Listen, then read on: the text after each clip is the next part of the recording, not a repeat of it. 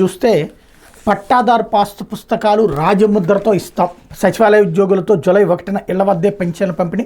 రాష్ట్ర వ్యాప్తంగా ఒకేసారి 183 అన్న క్యాంటీన్లు. మోయలేనంత భారం ఉన్నా కష్టపడి రాష్ట్రాన్ని గాడిలో పెడతాం. ఎక్కడ ఎంత అప్పు తెచ్చారో లెక్కలు తీస్తున్నాం. కుప్పం బహిరంగ సభలో ముఖ్యమంత్రి చంద్రబాబు.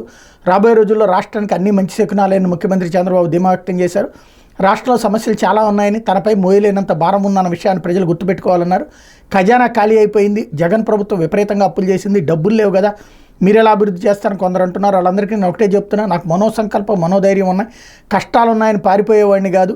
ప్రజల భవిష్యత్తు కోసం ఎంతైనా కష్టపడతా, ఎంత భారమైనా మోస్తా, ఈ రాష్ట్రాన్ని మళ్ళీ గాడిలో పెడతానని మాటిస్తున్నానని రాష్ట్ర ప్రజలకు ముఖ్యమంత్రి చంద్రబాబు భరోసా ఇచ్చారు. రాష్ట్ర అప్పులపై తాను పవన్ కళ్యాణ్ లెక్కలు చూస్తున్నామని, ఎక్కడ ఎంత అప్పులు తెచ్చారో, ఎక్కడ ఖర్చు పెట్టారో, ఎంత దొంగిలించారో వివరాలు బయటకు తీస్తున్నామన్నారు. రాష్ట్ర వాస్తవ పరిస్థితులు తెలియజేసేందుకు 7 శ్వేతపత్రాలు విడుదల చేస్తామని చెప్పారు.